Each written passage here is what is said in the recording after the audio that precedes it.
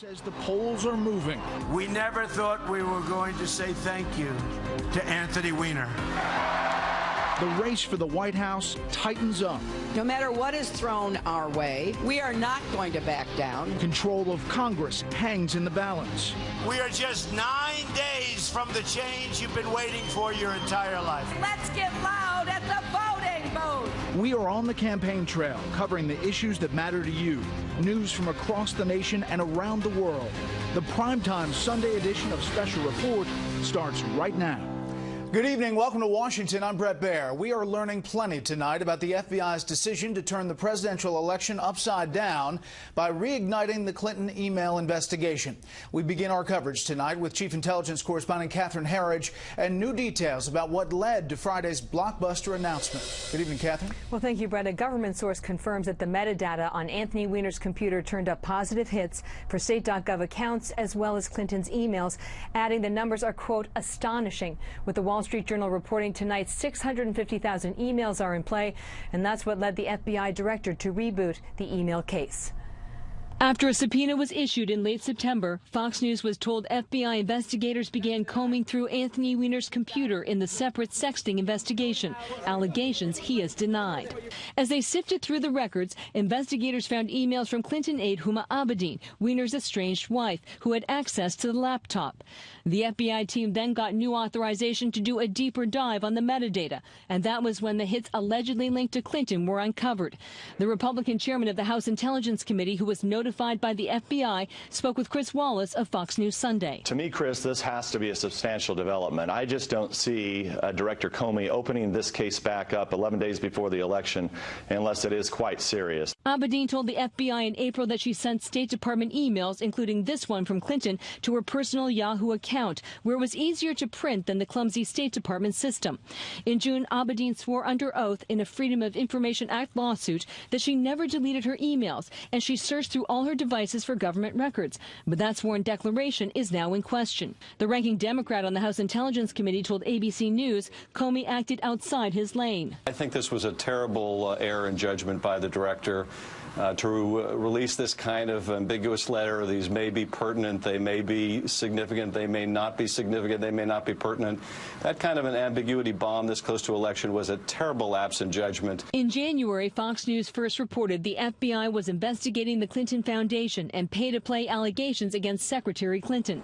A former FBI executive told CNN those cases were not shut down despite efforts by the Obama Justice Department. The FBI has an intensive investigation ongoing into the Clinton Foundation, and Huma Abedin and her role in the foundation and possible allegations concerning the activities of the Secretary of State in the nature of the foundation and possible pay-to-play, that's still being looked at. Fox News is told the director's decision was driven by two factors, the sheer volume of emails and the commitment he made under oath. Would you reopen the Clinton investigation if you discovered new information that was both relevant and substantial? It's hard for me to answer. In the abstract, we would certainly look at any new and substantial information. And there is new evidence tonight that FBI Director Comey and his deputy Andrew McCabe knew about the laptop and emails before the notification letter to Congress Friday. McCabe is already under scrutiny because his wife was personally recruited by the Virginia governor, a longtime Clinton ally, then receiving $675,000 for her Virginia Senate race. The FBI has denied any conflict of interest, Brett. Catherine, thank you. Let's get reaction to the latest developments from South Carolina Republican Congressman Trey Gowdy, who was chairman of the House Select Committee on Benghazi that led to the revelation of Hillary Clinton's private email server. He's in Greenville, South Carolina tonight. Congressman, thanks for being here. Yes, sir. Thank you. I want to start with this quote from the Washington Post talking about Huma Abedin and what she has told friends. It says, quote, top Hillary Clinton aide Huma Abedin has told people she is unsure how her emails could have ended up on a device she viewed as her husband's computer, the seizure of which has reignited the Clinton email investigation, according to a person familiar with the investigation and civil litigation over the matter. We're talking, according to the Wall Street Journal and others, some 650,000 emails. Congressman. Yeah, I mean, if she doesn't know how they got on the computer, there aren't that many ways it can happen, Uma. You could have used the computer, somebody could have forwarded it to your email account. I don't think that's what the Bureau is investigating, how they got there. I think the Bureau is investigating the nature of the emails. And Uma had a chance to turn over all of her devices when she was supposed to, and she chose not to do so. So here we are. Now, what do you think about this? Here's John Podesta today in one of the Sunday shows talking about this whole thing. It was long on innuendo, short on facts. So we're calling on Mr. Comey to come forward and explain what's at issue here. You know, so far there's no charge of wrongdoing. There's no charge even that Hillary and the reporting that backs it up coming from anonymous law enforcement sources indicates it may not be about her server. It may not be about her at all. Congressman? Yeah, that's an old trick, Brett. I mean, blame the cops. If you're being investigated, blame the cops. Jim Comey's not responsible for a single one of the facts at hand. He didn't tell her to use a private server. He didn't tell Uma not to turn over all of her devices. And God knows he didn't tell Anthony Weiner to send sexually explicit texts to allegedly underage people. So Comey's not responsible for any of this. The timing is a direct and natural consequence of decisions that Hillary Clinton made. So I get that Podesta is upset. Brett, remember, he didn't even know about the email situation, and then he thought it had been taken care of by Cheryl Mills and Patrick Kennedy. So I get that he's frustrated. He's just frustrated at the wrong person. Now, do you believe that Comey, would have gone forward with this having no inkling of what's inside that computer? I do think he has an inkling what is inside that computer, but he's in a really difficult spot. Unusual, tough facts make for tough conclusions. And he's darned if he does and darned if he doesn't. I mean, keep in mind, Brett, let's assume tomorrow morning Hillary Clinton went before a rally and said, the FBI has investigated me, I've been cleared, that's all in the rearview mirror. Well, Comey knows that that is not true.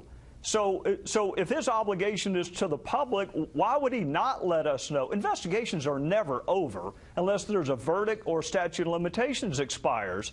So if he had not told us that they had reopened the investigation, then he may be in trouble with Congress, but he certainly would be in trouble with the public. They have a right to know, just like they have a right to know if I get stopped for speeding on the way home tonight, which may happen with the Dallas game coming on, or if another member of Congress is charged in the next week. This notion that an election tolls the criminal justice system is laughable. I've never heard that before. Tonight, we're hearing that some former prosecutors may put out a letter about Jim Comey's actions. And here is Harry Reid's letter tonight to Jim Comey. Your actions in recent months have demonstrated a disturbing double standard for the treatment of sensitive information and what appears to be a clear intent to aid one political party over the other. I'm writing to inform you that my office has determined that these actions may violate the Hatch Act, which bars FBI officials from using their official authority to influence an election.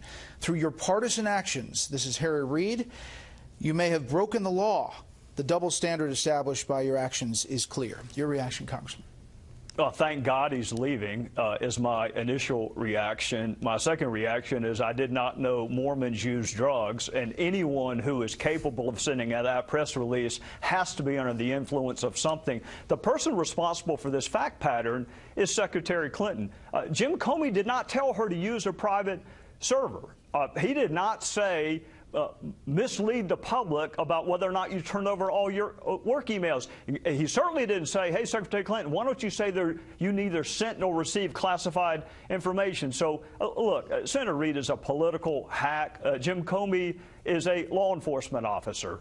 He's not a Republican or a Democrat. I've had my differences with him in the past, but he's not a political hack like Senator Reid is. What do you think happens here? I think that the FBI is going to run this out just like they would, I hope, if it were Hillary Smith or Hillary Jones, and they're not going to be on a compressed time schedule, Brett.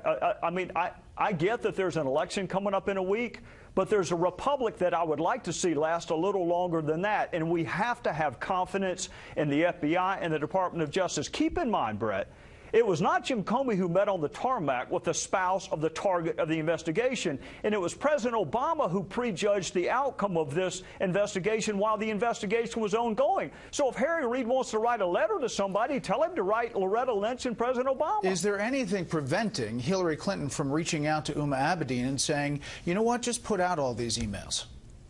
Oh, no, nothing in the world, nothing to have prevented her last week from returning them to the State Department. She is welcome tomorrow morning to have a press conference with Huma Abedin, and they can invite Anthony Weiner too if they want to, and say, this is what is in all of those emails that are on our computer that we failed to turn over to the State Department and the FBI when we were supposed to. Nothing's stopping her from doing that. Congressman Gowdy, as always, thank you. Yes, sir. Brett, thank you. Enjoy the game.